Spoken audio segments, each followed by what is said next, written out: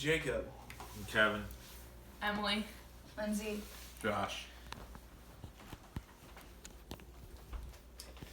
Alright, hello everybody. I'm going to be giving my speech on how to go to a Husker football game. So did you know that Memorial Stadium has an average attendance of about 90,000 people, which makes this the third largest city in Nebraska on game day. Game days are a huge thing in Nebraska, as most everybody is going to be doing something, such as going to the game, watching on TV, or going to a bar or something like that. There's nothing more exhilarating than going to the game. Watching it at home can be fun with friends, but there's nothing like being in the stadium and hearing the roar of 90,000 people all at once.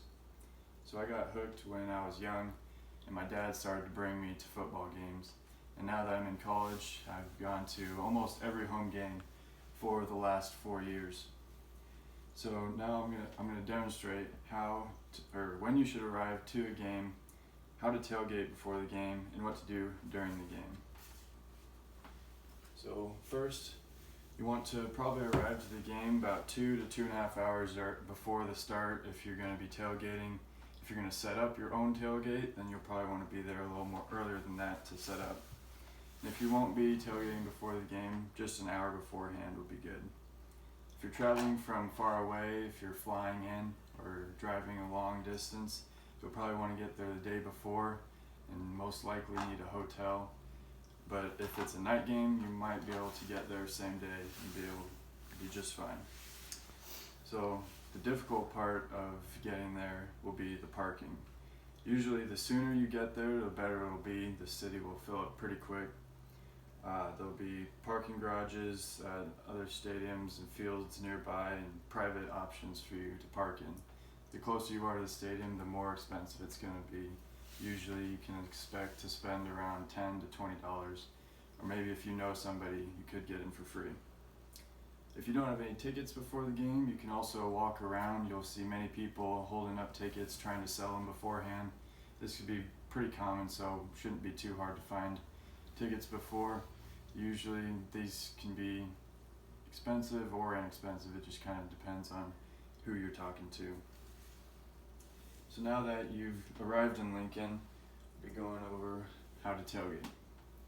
So you want to make sure you have all the right supplies to make it a good experience.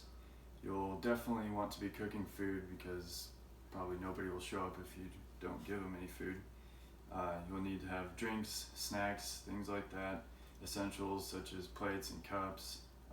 You'll want chairs for enough people to sit down, tables for setting all the food on. You'll probably want to bring a shade tent for the hot summer days. And then you also want to bring a TV to hook up to the satellite and watch games beforehand, and then obviously watch the game during the game, unless you're going to plan on going in. Another good idea is to bring a football. There's many people around and you can have some fun as you're waiting around. It's about 45 to 30 minutes before this game start is when you'll want to probably head in.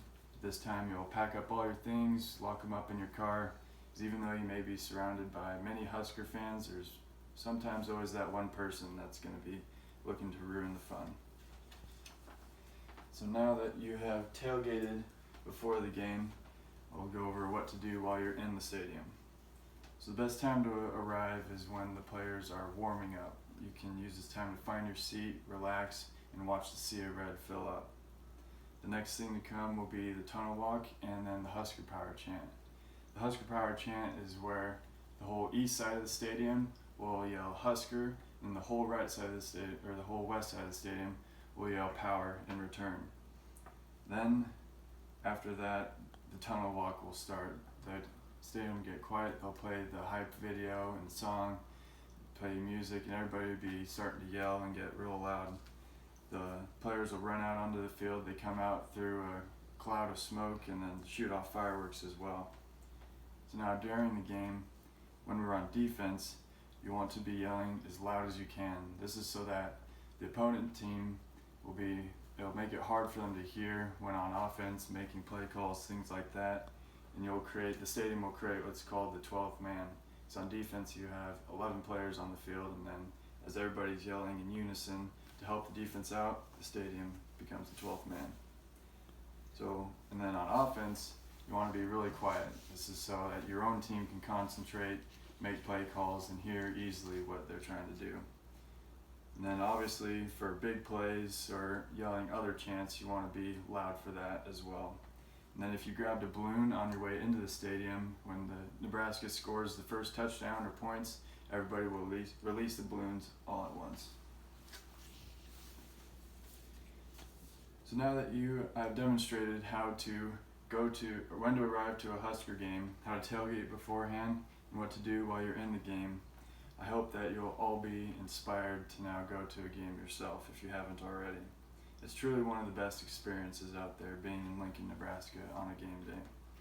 Using these guidelines, you'll know exactly what to do, and it'll keep you coming back again and again.